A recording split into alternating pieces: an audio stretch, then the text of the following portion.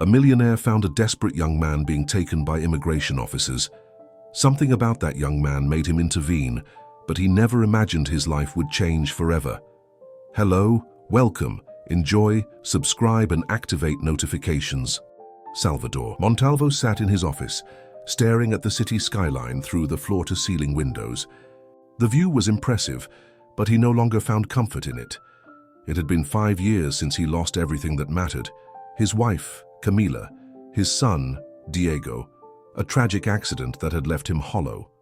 His days were filled with meetings, negotiations, and decisions that no longer felt important. The only thing that remained unchanged was his routine. At precisely 7 p.m., he left his building. His driver was already waiting, as always. The black sedan pulled into the street, heading toward his next destination, the cemetery. Salvador visited every evening, no matter how busy he was. It was the only way he could still feel close to them. Tonight, however, the routine was broken. As they approached an intersection, flashing lights and the sound of raised voices caught his attention. A few blocks away, a group of men in dark uniforms surrounded a handful of people, forcing them against a wall. ICE agents. A raid. Salvador exhaled. These operations were common in the city, but he had never stopped to observe one. Yet, something made him turn his head this time. Among the detainees, a young man struggled against the officer's grip. He was thinner than the others, his clothes worn and dusty, as if he had been running for days. His dark, defiant eyes darted frantically, his chest rising and falling with heavy breaths. Salvador should have looked away. This wasn't his concern. Then the young man's voice cut through the night. "No me quiten mi oportunidad." Something inside Salvador shifted. A cold wave crawled up his spine. The words echoed in his head, overlapping with a memory he had tried to bury. His son's voice. Diego had once said something similar when he was begging Salvador to listen, to understand him before it was too late. The young man, still struggling, met Salvador's gaze. It lasted only a second, but it was enough. Salvador acted before he could rationalize his decision. He stepped out of the car. "Wait." His voice was calm but firm.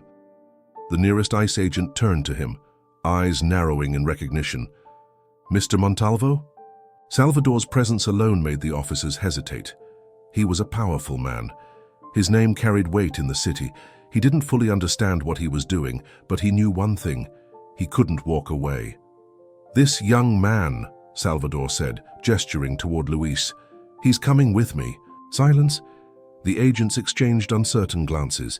Luis, still panting, looked at Salvador in disbelief. "Sir?" One of the officers started, his expression cautious. "This isn't how things work." Salvador took a step forward, his voice steady. "Then tell me how it works." The agent hesitated. Would Salvador's power be enough, or had he just made a mistake he couldn't undo? Salvador hadn't planned on taking the boy home. He hadn't planned on getting involved at all. But once the words left his mouth, there was no turning back. The ICE agents, though skeptical, knew better than to argue with a man like Salvador Montalvo. Money and influence had a way of smoothing out complications. After a few phone calls and a quiet exchange with a senior officer, Luis was temporarily released into Salvador's custody. The ride back was silent. Luis sat in the passenger seat, his body tense, his fingers tapping anxiously against his knee. Salvador could feel the boy's eyes darting toward him every few seconds, as if trying to decipher his intentions. At the mansion, Luis hesitated before stepping inside. His eyes swept over the grand entryway, the towering chandelier, the sweeping staircase, the marble floors that gleamed under the dim lighting. The house was pristine, but something about it felt frozen, as if time had stopped within its walls. "You don't have to stay," Salvador said, breaking the silence. "But until we figure things out, this is the safest place for you," Luis scoffed. "Yeah? And what do you get out of this?" Salvador didn't answer right away. He wasn't sure himself. He had acted on instinct, on a feeling he couldn't explain. "I don't expect anything from you," he finally said. "You're free to leave whenever you want." Luis studied him for a long moment before giving a short nod. "I won't stay long." Salvador didn't argue. He simply turned and walked deeper into the house, leaving Luis alone in the vast, unfamiliar space. That night, Luis wandered through the mansion. It was too quiet, the kind of silence that pressed against your ears, making you hyper-aware of every breath, every step. He noticed things. Photographs on the walls, all covered in a fine layer of dust. A dining room set for a meal that had never been eaten. A single coat still hanging near the door, long out of fashion. Upstairs, a door was slightly ajar, revealing what looked like a child's bedroom. Luis didn't go in, but he saw enough. The untouched toys, the neatly made bed. Whoever had lived here was gone, but the house refused to let go. He continued exploring until he reached a large room with floor-to-ceiling windows. In the center, covered by a thick cloth, was a grand piano. Luis hesitated, then reached out, pulling the fabric away. The wood was flawless, the keys gleaming even in the dim light. He ran his fingers over them, pressing down gently. A soft note echoed in the empty house. His mother used to play. He had learned by listening, by watching. Slowly he let his hands move, a melody forming, something soft, something familiar. Upstairs, Salvador stirred. He sat up in bed, his breath caught in his throat. Music. That piano had not been played since Diego's death. His heart pounded as he rose to his feet. Who was playing? Salvador walked slowly down the stairs, each note of the melody tightening around his chest like an invisible fist. He stopped at the entrance of the room, where the dim moonlight cast Luis's silhouette over the piano. The young man had his eyes closed, completely lost in the music, his fingers gliding over the keys with instinctive precision.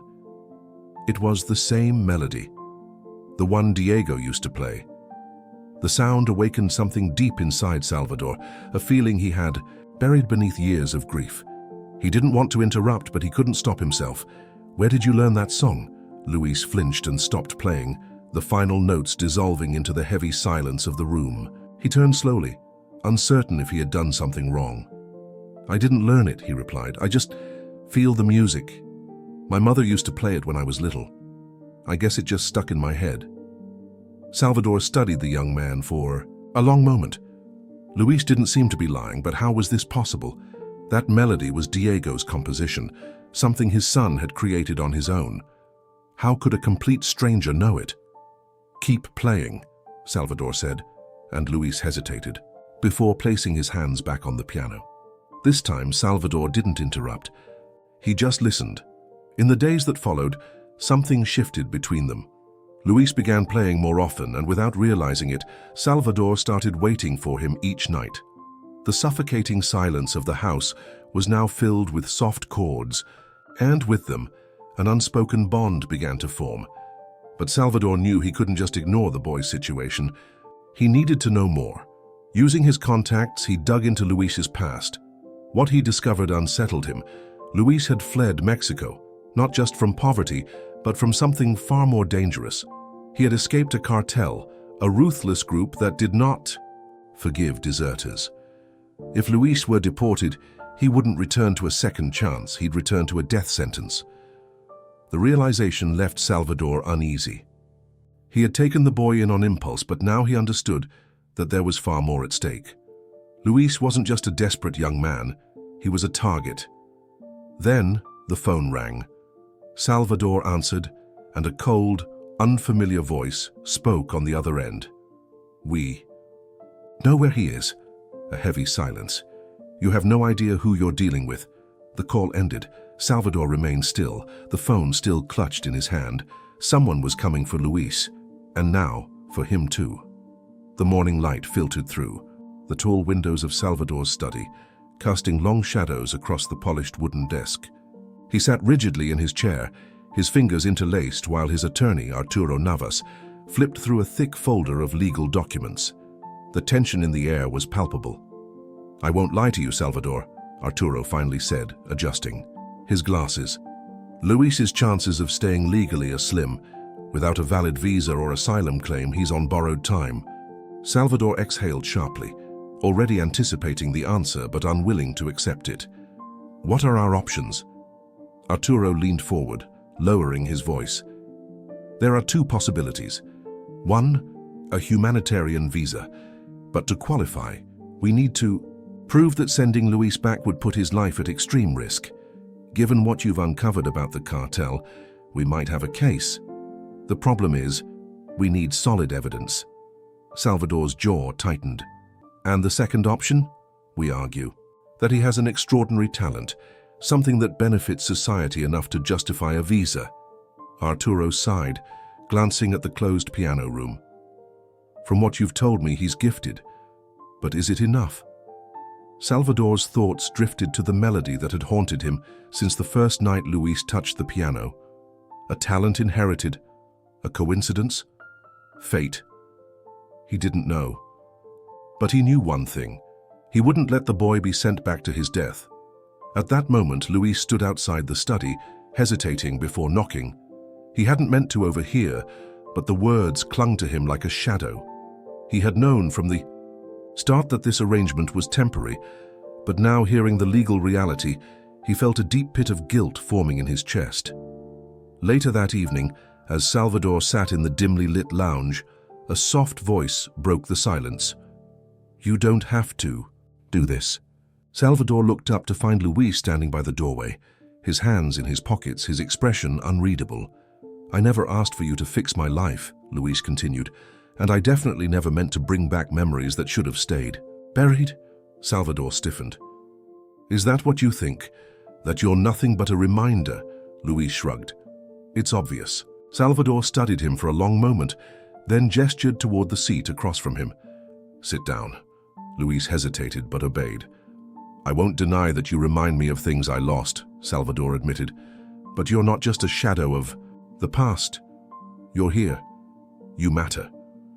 The weight in Luis's chest only grew heavier. He had spent so long fighting to survive that he had never considered what his presence did to others. Before he could respond, Salvador's phone buzzed on. "The table." Arturo's name flashed on the screen. Salvador answered, his expression darkening as the lawyer's voice came through. "I looked deeper into Luis's case. If you keep pushing this, Salvador, you might attract people you don't want as enemies." The call ended, leaving Salvador in silence. Was he willing to risk everything for this boy? The midday sun cast sharp shadows across the polished marble floor of Salvador's estate as Hector Valdez entered, his confident stride carrying a quiet menace. He was a man accustomed to power, his expensive suit a mere extension of the authority he wielded. Salvador stood near the bar, pouring himself a drink, his posture deceptively casual. "To what do I owe the pleasure, Hector?" Hector chuckled, taking in the opulent surroundings before settling into a leather armchair. "Rumors travel fast, my friend, and lately your name has been entangled with certain complications." Salvador's grip on his glass tightened. "You're wasting your time with gossip." "Oh, but some gossip can be very valuable," Hector mused, "especially when it involves harboring an undocumented immigrant with a rather interesting background." He leaned forward, his smile devoid of warmth. "People are starting to ask questions, Salvador. Important people." Salvador forced himself to remain composed. "And what exactly do these important people want?" "To know where your loyalties lie," Hector said smoothly. "You built your empire by understanding which battles to fight and which ones to avoid. This isn't a battle you can win." Luis, standing just out of sight near the hallway, felt his stomach knot. He hadn't meant to eavesdrop, but every word sent a chill through him. Salvador was being threatened because of him. That night, as the house fell into silence, Luis made his decision. He couldn't stay. If he left, maybe Salvador wouldn't have to fight this unwinnable battle. Maybe he could still walk away untouched. He packed lightly, just a few essentials, and slipped out through the back. He had heard whispers in the neighborhood about a coyote who could get people across the border. No questions asked. It was dangerous, but he had no other choice. The meeting was set behind an abandoned warehouse on the outskirts of town. The coyote, a wiry man with a scar running down his cheek, eyed Luis with a smirk. "Desperate, huh?" the man muttered, lighting a cigarette. "You got money?" Luis hesitated. "Some." The coyote exhaled a trail of smoke. "Not enough. But don't worry, kid. You'll work it off." Luis's instinct screamed at him to leave, but before he could react, hands grabbed him from behind. A cloth was pressed against his mouth, the sharp scent of chemicals burning his nostrils. His vision blurred, his body weakened, and the last thing he saw before darkness swallowed him was the coyote's grin. Somewhere in the distance, a phone rang. The caller's voice was cold, detached. "We have him." The house was silent when Salvador woke up, an unnatural stillness settling in his chest. He had grown accustomed to Luis's presence, his footsteps echoing down the hall, the distant sound of him moving about the house. But that morning, something felt wrong. He checked Luis's room. The bed was untouched. The few belongings he had were gone. Salvador's pulse quickened. He knew. Luis had run. His first instinct was anger. How could the boy be so reckless? But that anger quickly turned to fear. If Luis had left on his own, he was vulnerable. His phone buzzed, slicing through the tension. A blocked number. He hesitated before answering.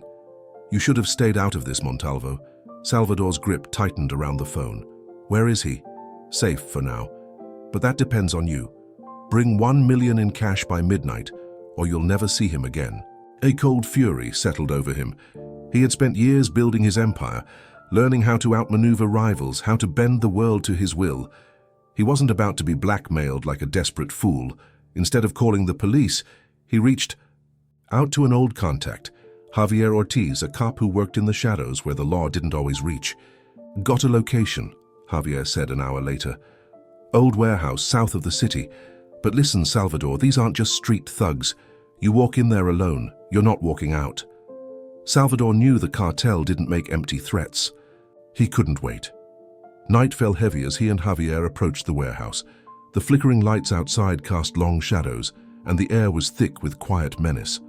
Salvador slid a gun under his jacket, the cold weight pressing against his skin. They moved quickly. Javier took out one of the guards while Salvador slipped inside. In a dimly lit room, he found Luis, tied to a chair, bruised but alive. Before he could reach him, a voice echoed through the space. "Never thought I'd see you again, Montalvo." Salvador froze.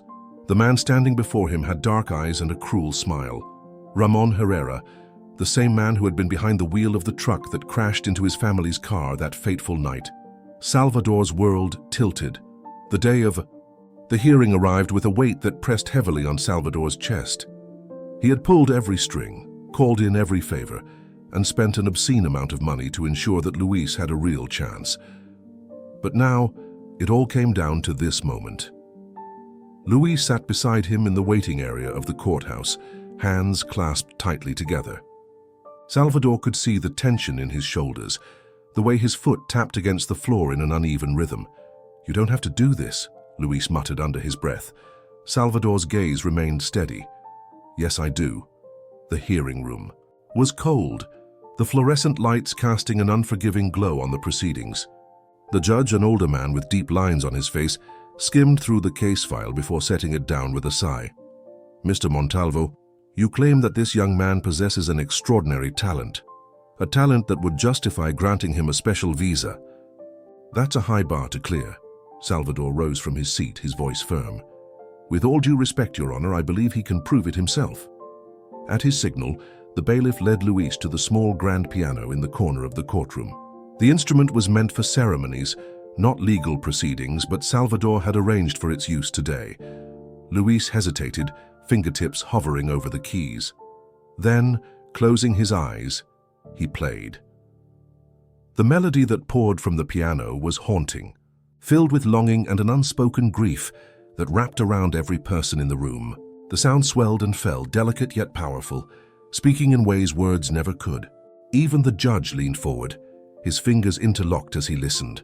When the final note faded into silence, the room remained still. Luis turned to face the judge, his voice raw. "I don't want pity. I don't want charity. I just want a chance to prove I can be more than where I came from." For a long moment, the judge studied him. Then with a slow nod, he spoke. "Visa granted." Relief flooded Salvador's chest. He hadn't even realized he was holding his breath. Later that evening, back at the mansion, Luis wandered through the dimly lit halls. The weight of everything, his. Survival, his new life, pressed down on him, leaving him restless. His fingers brushed against the edge of a bookshelf in the study when something caught his eye. A stack of old sheet music, yellowed with age. One in particular was marked with annotations in careful, deliberate handwriting. It was the same song he had played in court. A strange chill ran down his spine as he turned the page. Luis had never seen this music before. And yet, he had known it. Played it effortlessly, as if it had always been part of him. Something wasn't right. Turning toward the hallway, he looked in the direction of Salvador's room. Who was this man, really?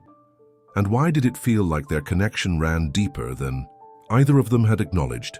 Don't miss our next videos. Subscribe to the channel and activate the notifications button. What did this story seem like to you? Leave your comment.